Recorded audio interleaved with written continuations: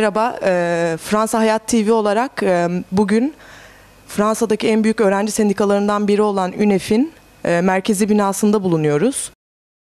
Hükümetin hazırlamış olduğu iş yasasına karşı uzun bir süredir işçiler ve gençler büyük bir şekilde toplumsal bir hareketlenme gerçekleşti. Haftalardır neredeyse her hafta yürüyüşler düzenleniyor. Çok yakın bir tarihte de çok büyük bir yürüyüş olacak. Buna genel grev adı veriliyor ve bu yürüyüşe işçiler ve öğrenciler de katılacak. Şu an sağ tarafımda UNEF sendikası başkanlarından biri olan Martin Bontemps bulunuyor. Solumda ise Didif-Jeunes'den temsilcilerinden biri olan Berfin Durmaz var. Öncelikle Martin'la sohbet edeceğiz. Bonjour Martin. Est-ce que tu peux te présenter? Alors, je m'appelle Martin Bontemps, je suis le vice-président de l'UNEF, le syndicat étudiant. En fait, aujourd'hui, on vient de te voir au nom de Hayat TV, une chaîne de télévision turque. En fait, on aimerait savoir vos propositions, vos revendications sur cette loi de travail.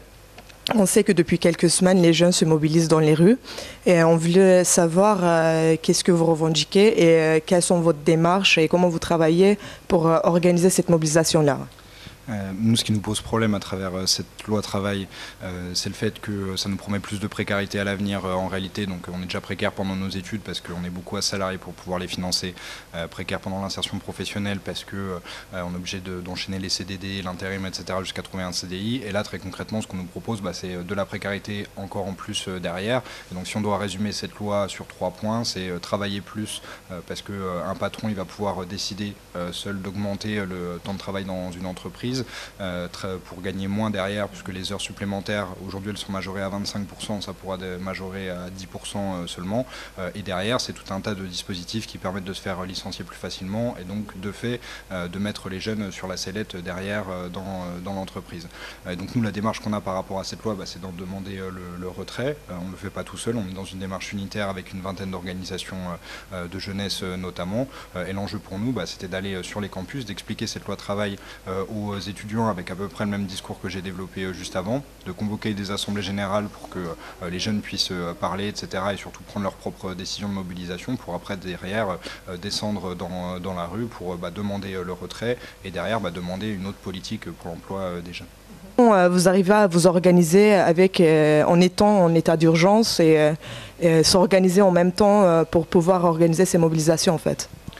Nous, ce qu'on dit globalement, c'est que c'est pas l'état d'urgence ou en tout cas le prétexte d'une prochaine attaque terroriste, etc., qui doit nous empêcher de nous mobiliser et de porter la contestation contre un gouvernement qui méprise nos droits, etc.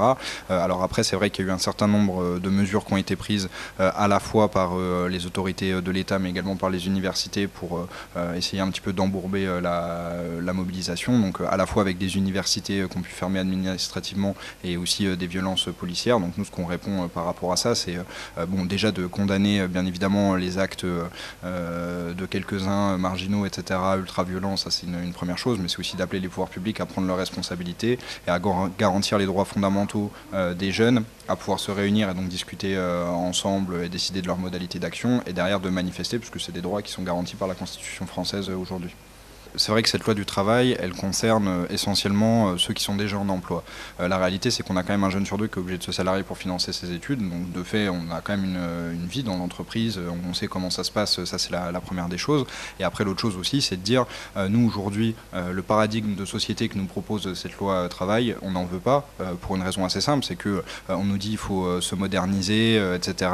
Il faut changer le CDI, le détricoter pour permettre l'embauche, ce genre de trucs-là. La réalité, c'est que si on veut avoir accès à un prêt pour acheter une baraque, nourrir sa famille, etc., ou même avoir accès à une caution pour un appartement, le CDI, c'est ce qui permet aujourd'hui de l'avoir. Donc nous, le projet de loi qui nous est proposé aujourd'hui, c'est un projet de précarité à vie derrière. Donc c'est aussi comme ça qu'on explique aux jeunes, à la fois qu'on connaît le monde de l'entreprise via notre expérience de salarié étudiant, mais qu'aussi pour l'avenir derrière, nous, c'est pas de cette société-là qu'on veut et c'est comme ça qu'on emmène les gens dans la mobilisation derrière.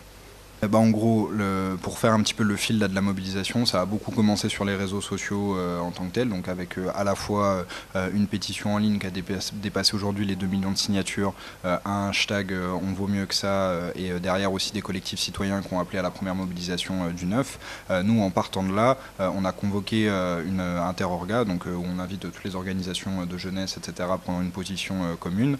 De là, on a diffusé des tracts sur les facs pour appeler à la mobilisation et appeler à des assemblées générale. Et en gros, le but d'une assemblée générale, c'est que tous les étudiants, syndiqués ou non, se rencontrent, débattent du fond de la loi, etc., mais aussi s'informent, parce que c'est pas vrai que tout le monde est au courant quand ils débarquent dans une assemblée générale de c'est quoi les tenants et aboutissants de la loi travail. Et après, ces assemblées générales, elles décident des modalités d'action qu'il va y avoir sur le terrain. Et donc, on appelle à des assemblées générales sur l'ensemble des universités. Donc, l'objectif, c'est de dire tel jour, on se met en grève, tel jour, on va bloquer l'université, tel autre jour, on va projeter un film sur le monde du travail, etc., pour faire un petit peu d'éduc-pop, ce genre de trucs-là, pour derrière faire en sorte d'amplifier la mobilisation et surtout s'assurer que l'ensemble des étudiants ils soient convaincus que cette bagarre elle est nécessaire pour la loi travail et qu'au-delà d'être d'accord, il faut aussi donner de son temps et descendre physiquement dans la rue pour se bagarrer contre ce gouvernement.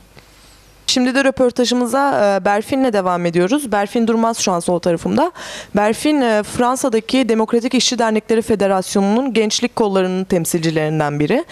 Az önce UNEF Sendikası'ndan Martan'la yaptığımız röportajda biraz iş yasasına değindik. İş yasası hakkında konuştuk. Gençlerin nasıl örgütlendiğini, nasıl sokaklara döküldüğünden bahsettik. Ve bu iş yasasında Martan'ın da bahsettiği gibi bu yasa tasarısına karşı bir gençlik kolektifi oluşturuldu. Bu gençlik kolektifinin içinde yer alan neredeyse tek göçmen gençlik örgütlerinden biri olan DİDİF gençliğinin temsilcilerinden biri Berfin şu an yanımda. Merhaba Berfin, kendini tanıtır mısın? Merhaba, ismim Berfin. DİDİF Gençlik yönetimindeyim. İşte 23 örgüt var. Örgütlerin içine DİDİF Gençlik de katılıyor. Göçmen örgütü olarak söyleyebiliriz. Bu kolektifte metin yazıldı. O metinin içinde de imzamız da atılırdı. Ondan sonra her 3 ve 4 günde bir toplantılar oluyor. Orada işte söz hakkımız da var. Söz de arıyoruz o toplantılarda.